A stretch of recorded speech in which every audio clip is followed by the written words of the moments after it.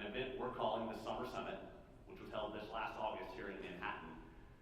It's focused on policy and leadership development and filled with great work over a couple of days that has content for anybody. The 2019 Summit, I'm pleased to announce, will be July 31st to August 3rd in Garden City, so keep an eye out for more information. It's an event that you'll want to attend. We know that for good work to happen on the state level, good things must also happen at the county level.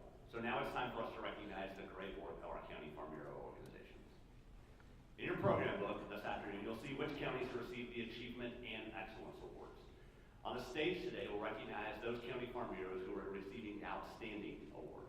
These awards are for the best overall entry in the 3 program areas of advocacy, education, and service in each of our membership divisions.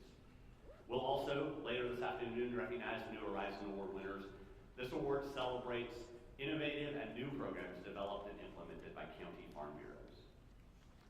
As award winners are announced, I'd ask that you and your KFB board member please join us on the stage for a photo. So, let's get started with Division 1. Counties in Membership Division 1 include Barton, Butler, Cowley, Crawford, Douglas, Ellis, Johnson, Leavenworth, Lyon, Reno, Riley, Saline, Sedgwick, Shawnee, Wyandotte.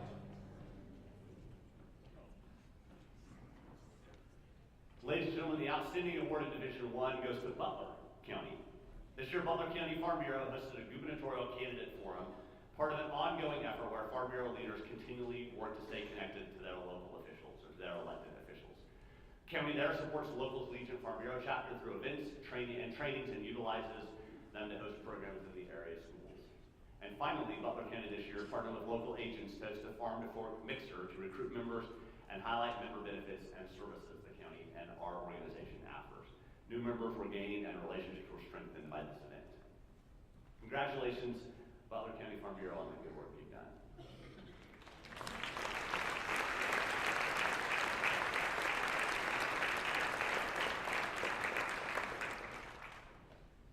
And now let's move on to Division 2. Counties in Membership Division 2 include Atchison, Cherokee, Dickinson, Finney, Franklin, Harvey, Jackson, Jefferson,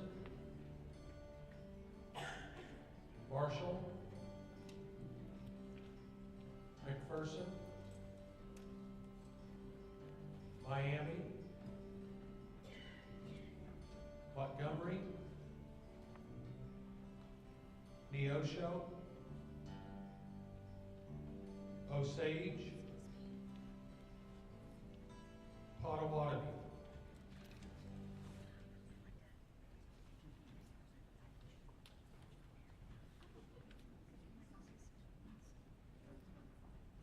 And the Outstanding Award in Division 2 goes to Dickinson County. This year, Dickinson County Farm Bureau worked for 2 years to get the Idaho potato truck to visit Dickinson and 4 other adjoining counties. The truck and education provided a nice boost to their annual Ag Day celebration. In advocacy, the county hosted tour stops for Mexican sorghum buyers and Chinese grain buyers. And in service, the county continues to host an FFA Ag Ambassador program that provides scholarships to graduating seniors. They know the program pays dividends because this year they added a new board member who has a previous Ag Ambassador who had been to college and returned to the farm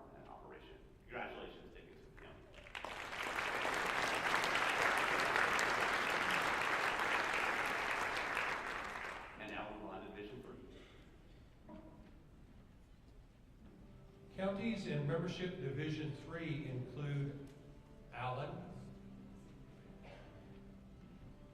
Anderson, Cloud, Coffee, Ford, Greenwood, Kingman, Labette, Lynn, Marion, Nemaha, Pratt, Rice, Stafford, Sumner. And the outstanding award in Division 3 goes to Allen County. Please join me in giving them a round of applause.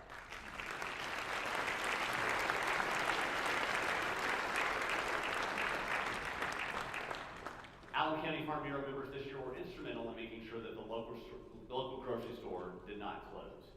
A food co-op was created which includes leadership from the local Farm Bureau board.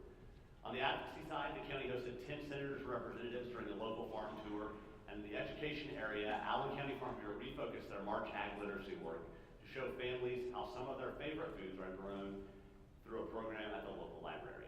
Congratulations, Allen County.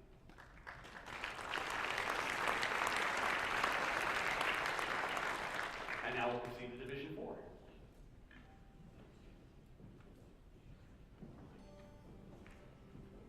Counties in Membership Division 4 include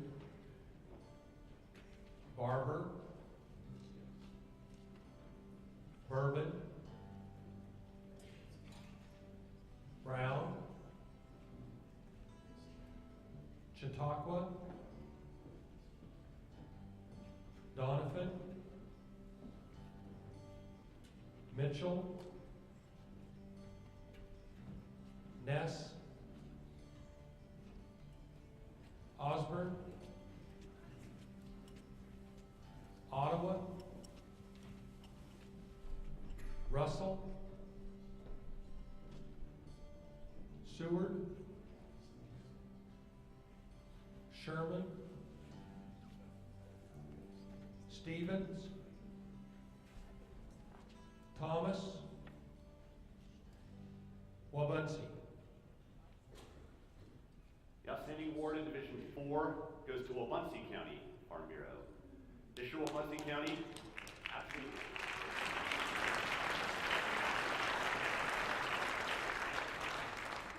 Wabaunsee County Farm Bureau hosted an event at the state capitol and saw nearly 50 members attend who were able to connect with state representatives and become educated on the issues that affect their operation. County President works there with a pilot program that connects wounded veterans with area farmers as a form of training and therapy. And for the second year in a row, the County Farm Bureau hosted a livestock handling and identification training program for local deputies and first responders on how to handle livestock found in roadways. Congratulations, Wabaunsee County.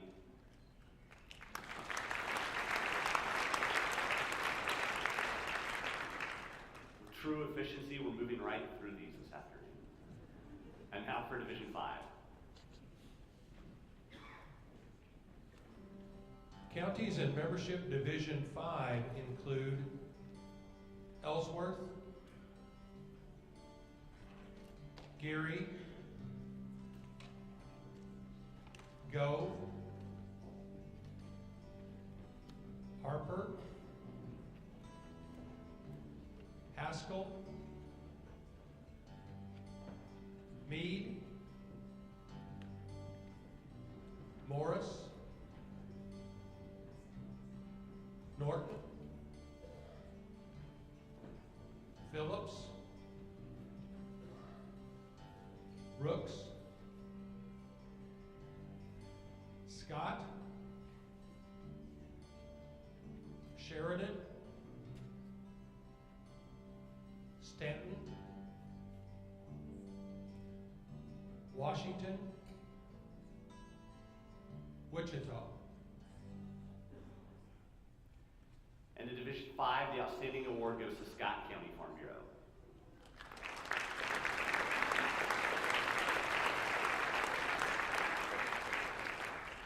This year, Scott County created a Facebook page devoted to ag video lessons of future area farmers and ranchers. Their goal was to have a monthly lesson shared so urban communities can see what happens on rural Kansas farms and ranches. Board members there also serve on a variety of local boards to ensure area farmers and ranchers have representation in community decision making. This year, the members participated in county-wide vision planning meetings to ensure Farm Bureau and agriculture were part of those conversations. Scott County also hosted several town hall meetings with local and state officials and continually looks for ways to strengthen relationships with their elected leaders. Congratulations.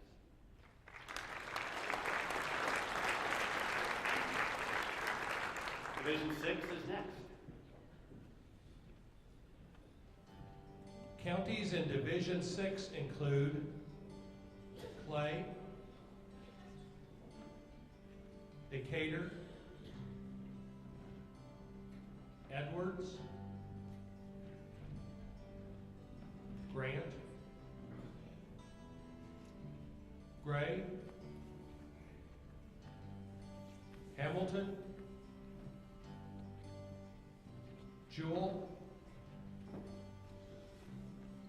Kiowa, Lane, Lincoln, Logan, Republic, Smith, Wilson, Woodson. And in Membership Division 6, the outstanding award goes to Jewell County Farm Bureau.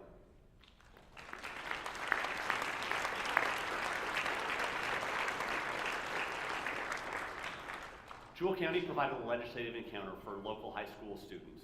In all, 25 students attended the day and had an opportunity to sit in on committee hearings, speak with the governor, attorney general, secretary of state, and local legislators while they were in Topeka. On the education side, 5 fourth grade classes attended their Kids Ag Day, which featured 10 stations utilizing volunteers from FFA, NRCS, and the local extension district. And in advocacy, Jewell County Farm Bureau hosts an annual legislative coffee for community members to connect one-on-one with their policymakers. Congratulations, Jewell.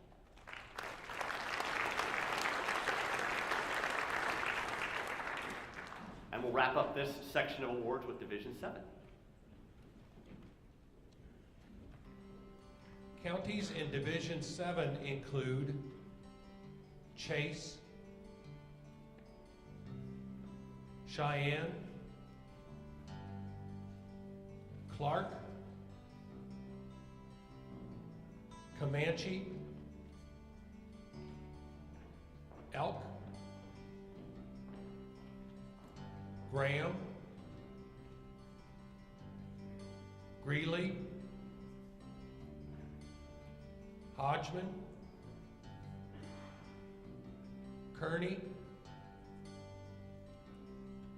Morton, Pawnee, Rollins, Rush, Trigo, Wallace. The outstanding award in Division 7 goes to Cheyenne County. This year, Cheyenne County hosted a county vote.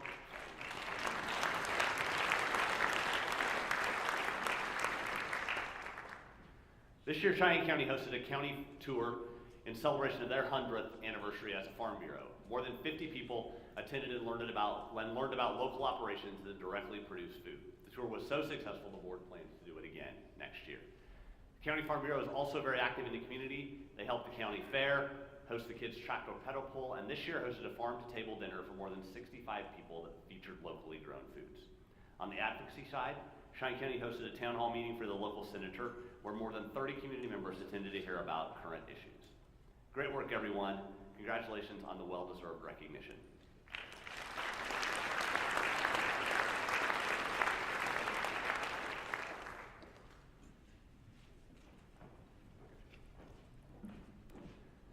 We now turn our attention to the New Horizon Award.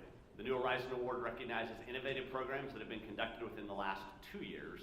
Today, 3 counties will receive New Horizon Awards in one of our 3 areas: Say them with me, if you will. Advocacy, educate. Well, okay, we're going to start over. That wasn't very good. I caught you off guard by asking you to participate. I understand. So, advocacy, education, and service. Good. They're right there if you need them, right?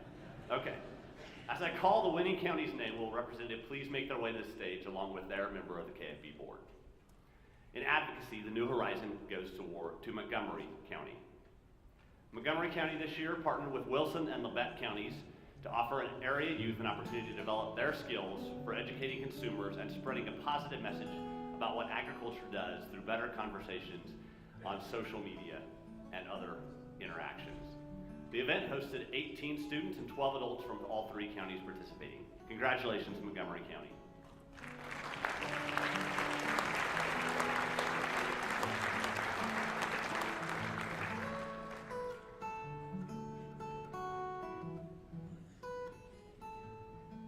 In education, the New Horizon Award goes to Ellis County. Ellis County this year has helped develop an internship program through their local Collegiate Farm Bureau chapter of Fort Hays State University. The new program has been beneficial for both the County Farm Bureau, the community, and the student. This year's intern developed 10 monthly Ag in the Classroom programs and provided agriculture education opportunity for approximately 250 students every month of the school year. Great job, Ellis County.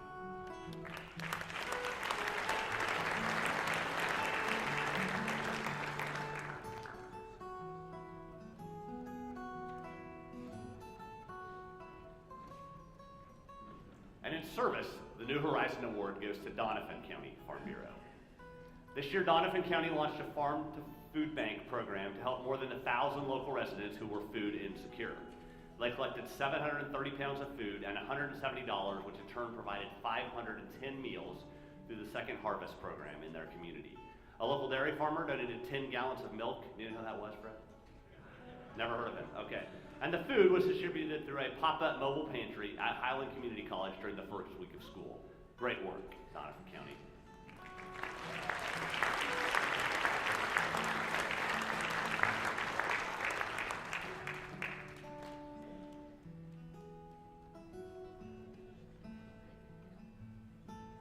Congratulations and great work, everyone.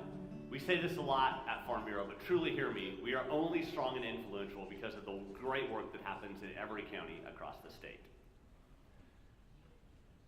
Kansas Farm Bureau this afternoon is proud to honor counties with its Progress Award. The purpose of this award is to recognize county farm bureaus that have set significant goals in the last year and have met them.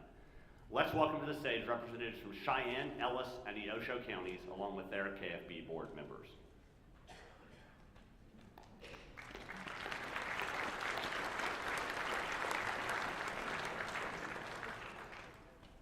Over a year ago, Cheyenne County hired a new county coordinator, and together with the board, a host of new programs have been offered. They're also focusing on membership and highlighting their county farm bureau in the local community. Great job, Cheyenne County Farm Bureau.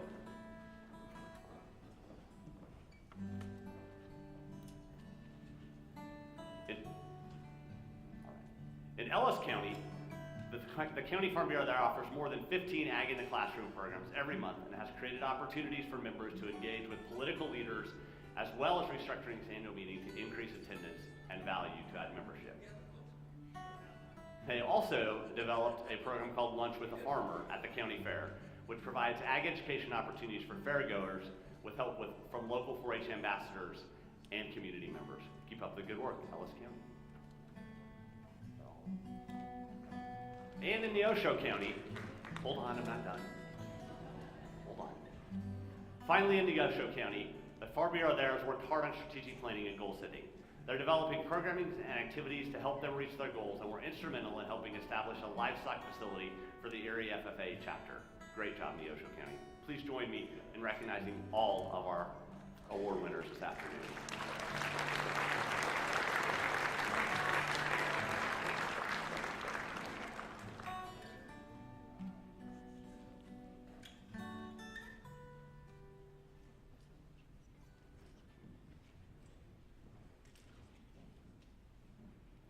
And now we'd like to take just a moment to recognize those county farm bureaus that worked hard to make membership gain in the past year. 27 counties accomplished this goal. Please take a look at the screen for a list of them. Next, you'll see a list of all of those counties that made voting gain. Let's give all of these counties a round of applause.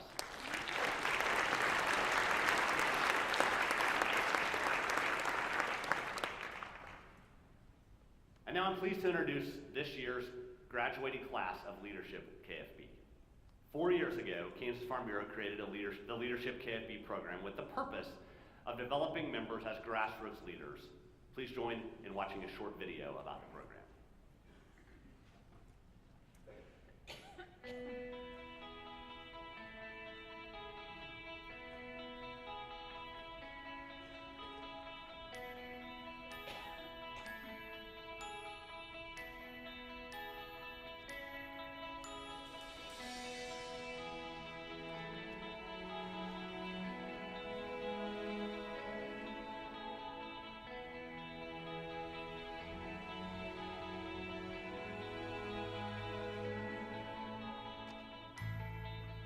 Leadership KFB has been my first real experience with Kansas Farm Bureau, and I think it's been a great kickstart to my Farm Bureau journey. I value the opportunity to network and learn from my peers across the state of Kansas and learn more about their different operations, as well as learn more in detail about different things that happen in Kansas agriculture. The fabric of agriculture is woven throughout the state of Kansas. I learned that each strand works together to create sustainability, not only for the ones around us, but also the world. Leadership KFB has taught me that everyone has something to bring to the table. Because of the opportunities and access to experiences that you wouldn't be able to get doing anything else, everything from visiting different farms and agribusinesses to visiting with our people that represent us in Congress from Washington, D.C., and so many places in between. Leadership KFB has helped me to grow in my leadership journey, giving me the tools needed to better be able to tell my story. One thing that has stuck with me, traveling our great state, learning the various aspects of the agriculture industry this past year, is the fact that there are many different ways of doing things. And I am grateful for the experience I've had going all across the state of Kansas and seeing different types of agriculture, meeting with our congressional leaders from Topeka to Washington, D.C., and getting a chance to meet different people from the state of Kansas. Leadership KFB matters because it allows you to share your story. It gives you the leadership skills and it kind of helps you develop your message. And that message can be shared face to face with your neighbors, with everyday Kansans, or also legislators.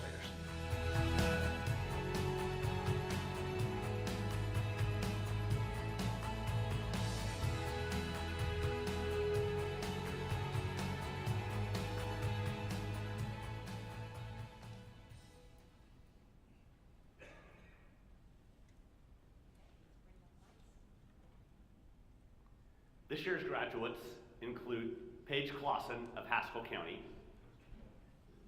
We're going to do these one at a time, so join me in congratulating.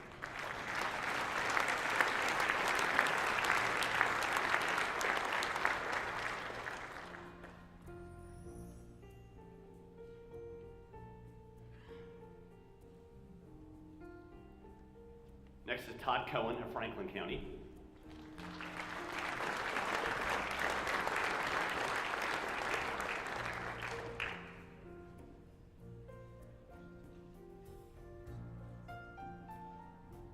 Ashley Goodman from Jackson County.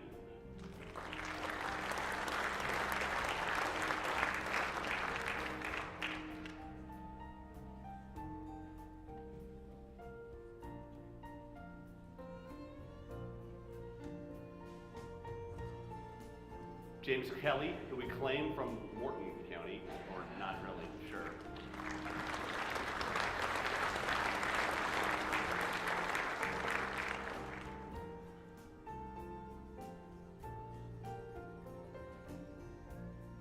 Anna Luna from Rooks County.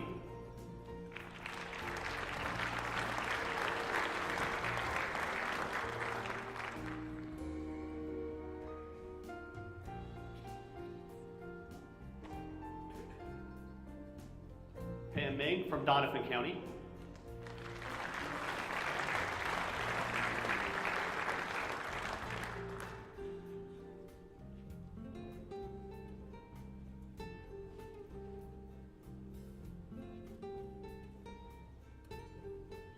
Carrie Weeby from Butler County.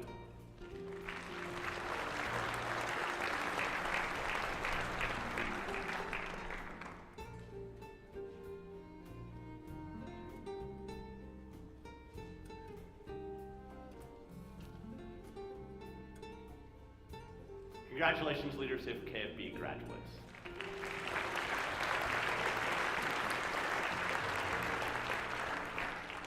The new class, Class 5, which will appear on the screen, starts its journey in January of 2019. We hope many more members across the state will choose to take part in this program and look forward to building this tradition of leadership for KFB and for Kansas going forward. You all have voted.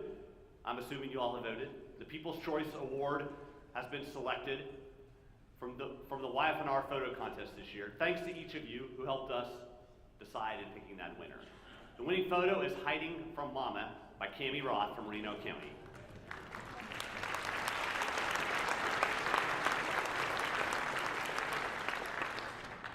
As part of your selection, Cammie will receive a $250 award from the YF&R committee. Congratulations to her. Now it's time to hear from our speaker this afternoon, Butler County Farm Bureau Rick McNary. Now, Rick is not a farmer nor a rancher, but I can tell you he values immensely the work that you do, and we are excited and honored to have him speak to you today. Rick's the Vice President of Private and Public Partnerships for the Outreach Program, which is an international nonprofit that provides both short-term relief and long-term development opportunities for hungry people and is known for its efforts to help those in need. Part of their work is organizing food packing events across the nation. Those efforts are not for the faint of heart or body. If you wonder how that goes, just ask Ron Betson, our 3rd District Administrator, who's still recovering from his own experience in that effort. Rick is also the author of Hunger Bites, Bite-Sized Stories of Inspiration, Voices on the Prairie, and The Cows of Hobson's Pond, mostly true stories of growing up in Kansas. He also writes for our monthly membership magazine, Kansas Living. Rick and his wife, Christine, reside in Potland. Please help me welcome Rick McNary.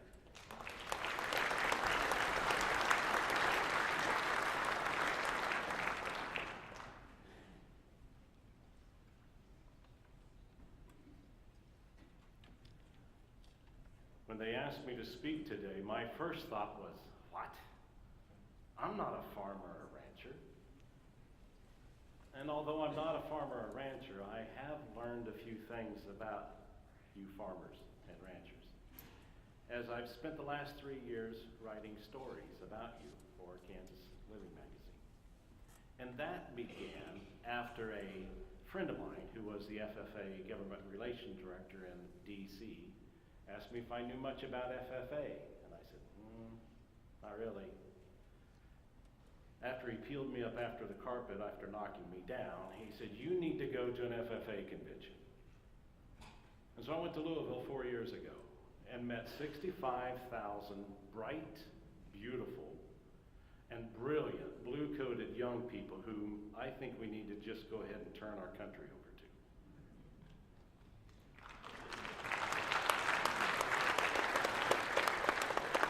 Gave me hope for the future, but as I sat there listening to them, I kept hearing this phrase, we need to tell our story better. And so on my drive home, I thought, well, I like to write. Maybe I can write some stories about my Kansas farmers and ranchers. As an outsider looking in, I'm not an ag guy. And so I called up Megan Kramer, and she said, well, yeah, we can try that, and here it is 3 years later. I've sat at your dining room tables and sipped cups of coffee. I've trundled through your barnyards, and I've bounced down your graveled roads. And what I have learned about you both astonishes me and inspires me. There is no group of people I admire more in our country than you. In fact, one of my goals in life is to be your biggest cheerleader. Now, I won't bring pom-poms. And I'm not about to try a cartwheel because I would end up both in the hospital and on a YouTube video. But I will grab the biggest megaphone that I can and cheer you on. Because I want to tell you things about yourself today that you probably don't even know you do, and things about you that you're doing that you don't even know that you are, that make such a huge difference in the world. And what I've discovered is other Americans who have read my stories about you agree with me. And the things they say to me gives me confidence to say, I believe today I'm speaking on behalf of millions of Americans who unfortunately are all too silent often, but admire you and respect you for what you do. My purpose today is not to wow you with a speech. My purpose today is that you wake up tomorrow morning with a greater sense of clarity for how important you are to our world, and with renewed courage to face and fight those incredible battles that you fight, with hope that shines bright even in the darkest hours. You see, I really didn't understand how important farmers were until I came face to face with global hunger. In 2001, I took a mission team from my church down to Central America in an impoverished village. A little 5-year-old girl stumbled out of a house made of mud and rocks and tin and plastic, and her hair was red from malnutrition, her tummy was distended, her dress was on backwards, and she began begging, and then she ended up in my arms. By the time it was done, she had thrown her arms around my neck and said, "Feed me, I'm starving." And from that moment on, I vowed I would do everything I could for the rest of my life to feed hungry people. And those travels have taken me to the farthest reaches of the earth. I've traveled under the protection of the Colombian military as we tried to get food back into the jungle, but the FARC rebels at the time were ambushing relief efforts, and the military said, "We need to stop." And I said, "That's okay, I'm good with that. Don't want to get shot." I've also been in the largest refugee camp in the world, where thousands of incredibly emaciated refugees were fleeing the horrors. We were 20 miles from the Somalia border. And most of the refugees that were arriving were women and children, because the men and sons, the fathers and sons, had been either abducted or killed on the journey over by Al-Shabaab. I've taken life-giving and life-saving food into the mountains of Central America, Nicaragua, and Honduras, where hurricanes had just devastated entire villages. I've looked into the haunting eyes of children in the second largest slum in the world in Kibera, Kenya, where millions of people live in tin rusted sheds and in lean-tos. I've even been escorted by Haitian gang leaders through the serpentine paths of the tent cities in Haiti. And there I met women who made, baked, and ate cakes made of mud. But the most impactful moment was in the Andes of South America. We had sent about 1 million meals down, and my son and I went afterwards to check on everything. And as we tumbled out of the mountains into this ancient city of Pacora, they met us with a parade on a Tuesday afternoon, a parade in our honor. I was astonished, but as we walked down those narrow cobble-strewn stones of streets of that old city, the mayor spoke to me and he said, "You know, those farmers, the people whom the hills own, are our family and they're our friends, and we love them. But we also know without them, we starve." In all of my travels, and all of the places that I've been where there are an incredibly hungry people, I've learned this one fundamental lesson. When there's no food, food is the #1 obsession. If you emptied our grocery stores this afternoon, your farm bill would be passed at 8 o'clock tomorrow morning. And within a few days, you would have people in suburbia and urban areas knocking at your door, tearing down your fences, and ripping apart your grain elevators to get at food. You would understand how valuable you are if the grocery stores were empty. I have been a witness to food riots on numbers of occasions, and I'll tell you, it's one of the most frightening things that you can watch. We cannot live without you. Now, I want to tell you some things about yourself that you might not know. So the world that I live in is called the hunger space. And that's that intersection of corporations and nonprofits and government agencies, anyone trying to figure out how to end global hunger. And in that space, there are two main concepts. There's relief and development. Relief is what we know as give a man a fish. Development is teach a man to fish. I don't know if you're aware of this, but Kansas has a global reputation for being a leader in humanitarian relief. Did you know that? I discovered it in that refugee camp in Dadaab, Kenya. I was standing there looking at the sacks of food that had the USAID stamp on it, and underneath it, it said Food for Peace, a gift of the American people. And Ambassador Tony Hall, a legendary figure in the hunger space, was with me, and he walked up beside me, and he knew I was from Kansas, and he said, "Well, you know that was started by a bunch of Kansas farmers, don't you?" Really? And sure enough, in 1957 in Cheyenne County, the Cheyenne County Farm Bureau went to Congress and said, "Why don't you buy some excess grain off of us and feed hungry people around the world as an act of goodwill?" The Food for Peace program is the single most enduring and successful humanitarian relief program that has ever been developed in the world, and it came from Kansas.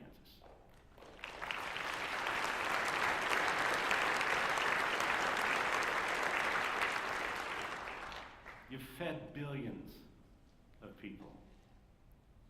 In fact, that was just reauthorized under the Global Food Security Act within the last 6 weeks in Congress in a truly bipartisan effort. And thank God for our Kansas legislators who led the way on that. But you also lead the space in agricultural food security and innovation. Did you know that? See, it's other countries that I go to and they say, "You're from Kansas? Don't they have that food security thing that they're building there in Kansas somewhere about in Bath or something like that?" Just a couple miles up the road, you have a premier facility in the world for protecting food chains and food supplies and food security and preventing food terrorism. Here in Kansas, right up the road from you. And did you know that Kansas State University has won over $100 million from USAID Feed the Future Innovation Labs in the last few years? So they have innovation labs on wheat genome, sorghum and millet, post-harvest loss reduction, and sustainable intensification. Only one other university has won more. You lead the way. You have a global reputation for innovation. And one thing that I have learned is that my stereotypes of you have been shattered as well. I grew up in the country, but not on the farm. I was a kid you hired at 3 cents a bale in the summer to haul hay. That's why I'm not a farmer.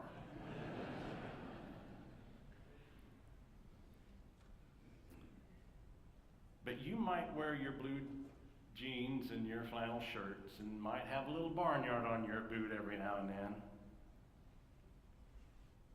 But you're scientists, and you're CEOs, you're mathematicians, you're financial geniuses, you're real estate experts, you're policy wonks, you're technology geeks, you're carpenters, you're conservationists, and above all, you're community leaders.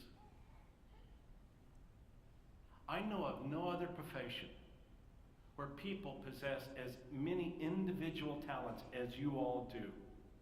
Now, you might call it you wear different hats, or you might be Jacks or Jills of all trades. I don't refer to you that way at all. I say you are experts in multiple disciplines. You're not good at one thing, you're good at 100 things. There's no other profession like that. the Malthusian principle that global production of food and the world population will peak at some point in time.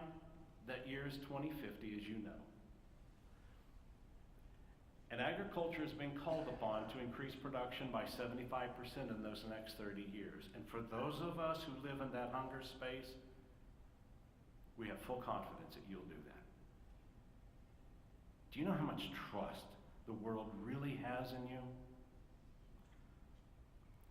You are the tapestry that weaves our communities together. I was in Ohio a while back in prison, not as an inmate, but as the governor's office had funded a bunch of meal packaging events with the inmates. And a journalist from Columbus came out, and she had finished interviewing me, and she said, "I'm so excited. Tomorrow morning I'm working on one of the best stories I've had in 40 years. She said, "I'm going to the western Ohio border, and there's like 50 trucks full of farming and ranching supplies showing up there, and they're headed to Kansas for wildfire relief." And I started laughing, and I said, "I know exactly where that's going, and I know the people that have made all of this happen." And I was so excited, and she said, "You know, people in agriculture don't realize that they understand community better than anyone else in the world. They understand, they get it, they understand community."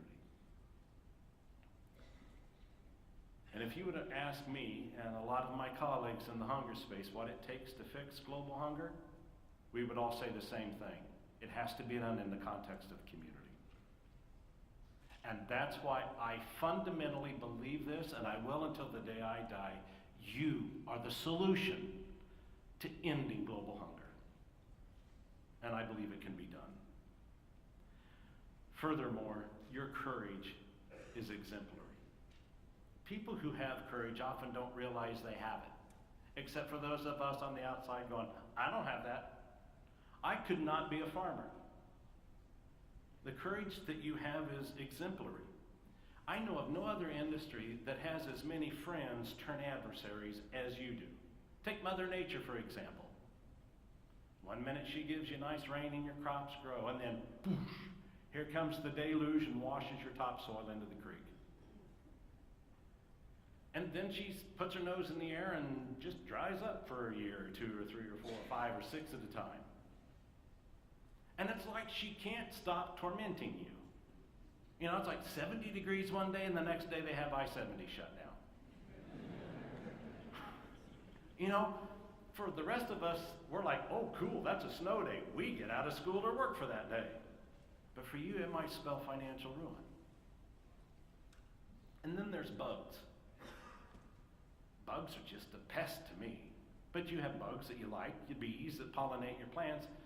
And then I made the mistake of Googling insects that are harmful to crops. Holy cow. And there were pictures of them. They were it was like looking at the FBI's most wanted list. Like, this is what farmers have to put up with. And then there's plants. You guys are experts at growing plants. Nobody does it better. Then there's this thing called a pigweed. I had no idea how big of an enemy pigweed is to you. Now when I drive by and look at a field and I see a pigweed thing in there, I think, that's just like the devil himself going into your church and trying to make converts. I had no idea how big a battle it is that you fight pigweed. And then there's government. Government, of course, can be your ally, or they can make your life incredibly miserable. And I have to hand it to you. As an outsider looking in, that rubber ducky thing was brilliant, because it made a bunch of pencil pushers in Washington, D.C. that don't know the difference between a bull and a steer, made to look like the north end of a southbound mule. Your marketing people did a fantastic job with that. And then there, of course, are your Goliaths. Corporations and anti-farm activists who deliberately lie about you just so they can make money. And they play upon the fears of the American people. Like the Hunt's ketchup commercial, panning out over a sea of tomatoes and inferring that somehow their ketchup doesn't use any GMO tomatoes. That's so wrong. And don't even get me started on the 16 million people that think that chocolate milk comes from brown cows. And by the way, when I read that research, so you know, I have now 6 grandchildren. I started my own little grandkids. They're the McNary cousins, and we have the McNary cousins farm and ranch tour. We started that this summer. They live in the city. I want them to know their milk doesn't come from chocolate or brown cows. You got me.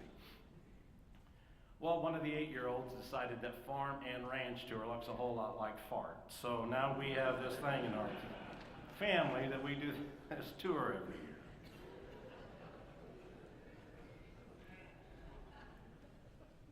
I admire your courage. I don't have it. Neither really do 98% of the rest of the people who live in America. You're the 2% that is feeding the 100%. I'm like the mayor of Pecora. I feel this way. You are the people whom our lands own.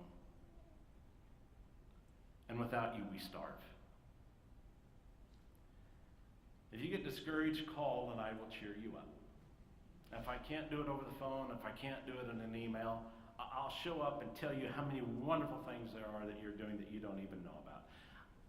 I won't do a cartwheel. I won't attempt that. I won't bring pom-poms. There are just some things you can't unsee when those happen.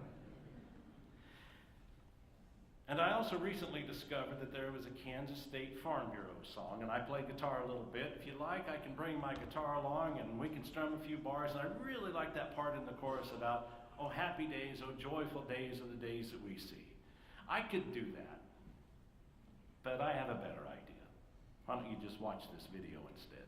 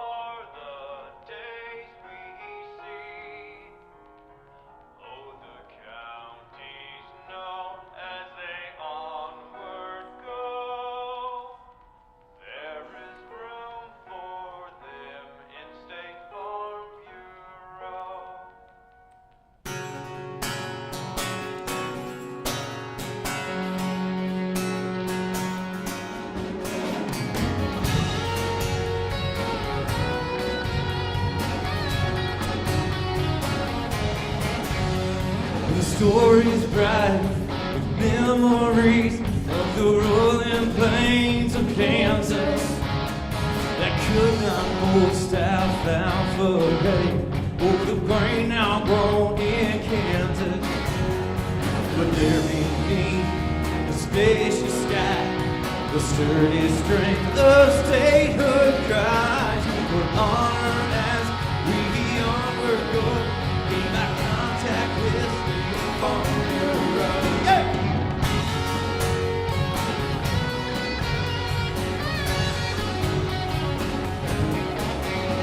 For the present day, the oil drills play beneath the plains of Kansas, where once the buffalo wallowed deep and next in line the bleeding sheep, but now the roaring plains are seen above the plains of Kansas.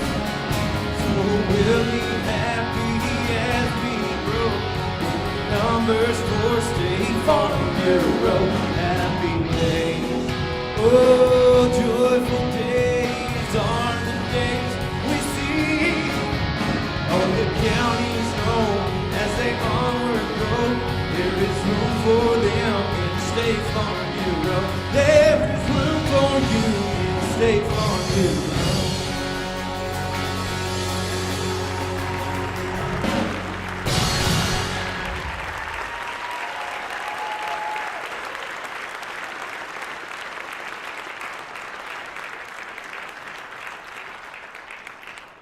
Thanks, Rick, for your kind words. Thanks, Lucas, Maddie, and the Kansas Cartel for that sort of modern twist on a classic Kansas. Now, just so you know, Lucas took most of that song that he'd never heard recorded before and put it to that tune that they just did. So it's kind of interesting innovation on part of one of our own musicians from the state.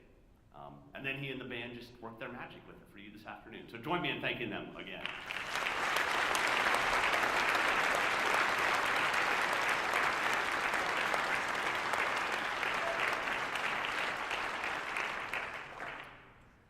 So I'd like to take a second to ask someone to join me on stage. This person is usually on the other side of the stage, but just wanted to have you say goodbye or farewell to a guy we all love at Farm Bureau, John Slogic. John, I know you're usually the one taking photos. We're going to miss you as you retire at the end of January. So if anyone would like to take a photo of John, now is your opportunity to do so.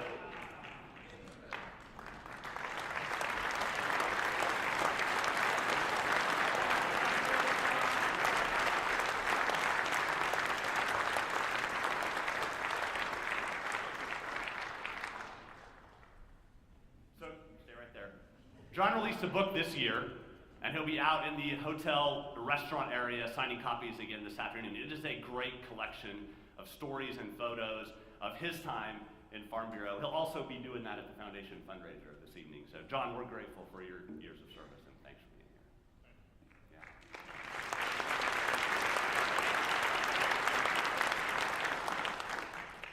I want to make this really short. I just want to say thank you to everyone seated in this room tonight or this afternoon, and all of the folks that I've had the pleasure and the honor of visiting with on their farms during good times, not so good times, drought, natural fires. Without a doubt, like Rick said, you folks are the best people in this state, in the country, in the world. And for me to have spent these 40 years with you all has been the best time of my life. Thank you.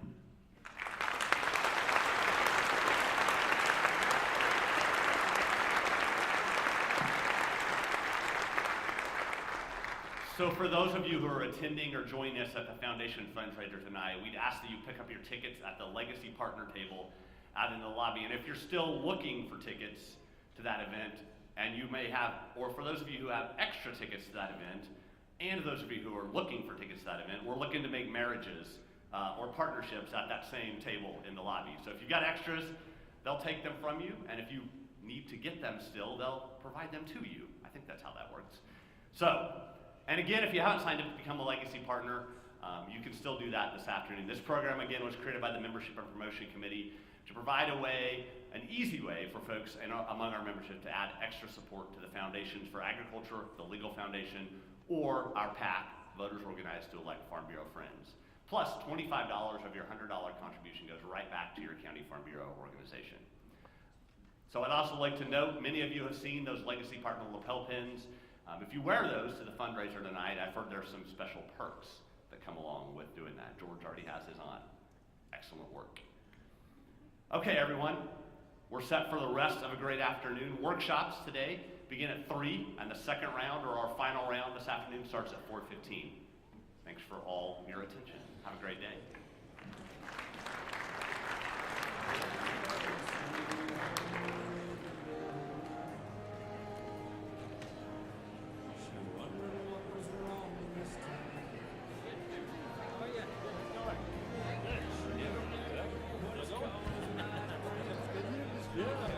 Try to keep warm. That's right.